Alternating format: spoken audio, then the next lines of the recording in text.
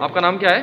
लोकमणि कांत जादव। जी, तो आपको क्यों लाइए पुलिस पकड़ के पुलिस लाइन में? देखिए, समाजवादी पार्टी पूरे उत्तर प्रदेश के अंदर किसानों के हित में रैलियां, प्रदर्शन और धरना प्रदर्शन करती है। पार्टी के आदेश अनुसार हम आज मथुरा में धरना प्रदर्शन कर रहे थे। हमारी लगातार 6 दिन से किसान पैदल यात्रा चल रही है।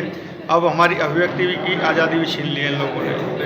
हम स्वतंत्र भी नहीं है कि अपना धरना प्रदर्शन और किसान रैली को कर सकें। और यहाँ किसानों के हित में हम लगातार प्रदर्शन और धरना प्रदर्शन कर रहे हैं। किसान के हाथ कांग्रेस ने, किसान के हाथ बीजेपी ने काट दिए हैं, क्योंकि जो नया काला कानून बनाया है उन्होंने, कानून बनाने के बाद इतना असर पड़ा है, बनने के बाद ही असर पड़ा है कि आज गेहूं के रेट 1500 रुपये हैं। आज के दौर में, आज के समय में, आज की तिथि में हर साल गेहूं के दाम 2500, 2800, 3000 होते हैं। यहाँ पर आप क्यों आए हैं? नहीं, यहाँ पे हमको धरना प्रदर्शन करने बैठे थे समाजवादी पार्टी। यहाँ पुलिस लाई है हमको, यहाँ शासन प्रशासन लाया हमको बटरक्स के लिए। हम शांतिपूर्ण धरना प्रदर्शन करने के लिए बैठे।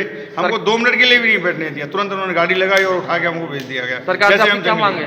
नहीं, सरकार से हमारी मांग ये है कि सरकार काले कानून को वापस ले। जो इन्होंने किसानों के लिए 3 कानून बनाए वो बिल्कुल गलत है, न्याय थी। और समझ में ये नहीं आता है, बताइए किसान हितैषी होता तो किसान के समझ में तो आता।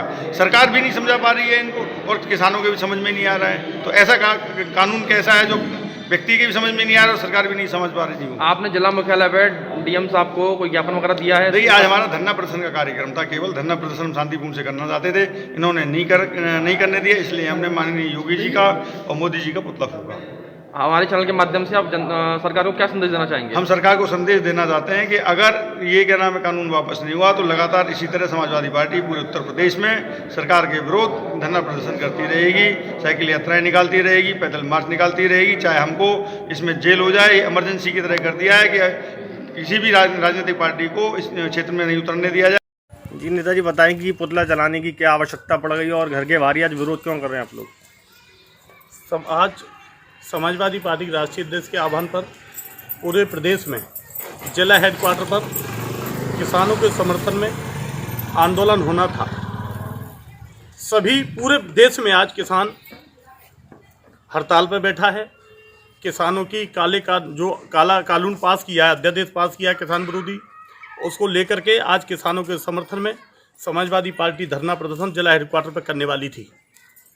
और अभी लगातार हम लोगों की तैयारियां थी, किसानों के बीच में हम जा रहे थे, लेकिन ये तानाशाह सरकार ने हमारे इस आंदोलन को, किसानों के आंदोलन को कुचलने के लिए जो भी असंवैधानिक प्रयास हैं, उस इस लोकतांत्रिक देश में जो असंवैधानिक प्रयास करके जिस पुलिस को अपराध को ख़त्म करने के लिए लगाना चाहिए था, कानून का राज स्थापित करने के लिए लगाना चाहिए था, लेकिन पता नहीं किसकी सह पर आज ये पुलिस, लोकतंत्र के नाम पर ये सरकार अलोकतांत्रिक काम करके हम समाजवादियों को आवाज़ को दबाना चाहती है, आंदोलन को रोकना चाहती है, किसानों के हित की बात हम उठाते हैं उसको रोकना चाहती है। इसीलिए आज हम आंदोलन के लिए जा रहे थे, लेकिन सुबह 3 बजे से आप देख रहे हैं पुलिस ने हम लोगों को नज़रअंदाज कर रखा है, नज़रबंद कर रखा है सॉरी, और घर से हमको नहीं निकलने दे रहे हैं।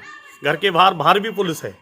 हम ये कहना चाहते हैं कि हम लोगों को समाजवादी को जिस तरीके से पानी को मुट्ठी में नहीं किया जा सकता, समाजवादियों को भी तुम मुट्ठी में नहीं कर पाओगे। इसलिए आज हम यहाँ बैठे हैं घर पे अपने, और हम धरने पे बैठ गए काली पट्टी बांध के, और योगी आदित्यनाथ जी का पुतला दहन किया है। और अगर ये नहीं बांधे तो हम लोग बड़ा आंदोलन करेंगे। अगर दिल्ली किसानों के हित में जाना पड़ा तो हम लोग किसानों के साथ में दिल्ली जाएंगे, लेकिन जब तक ये काला कानून वापस नहीं हो जाएगा किसानों के विरोध में, क्योंकि ये भारत कृषि प्रधान देश है।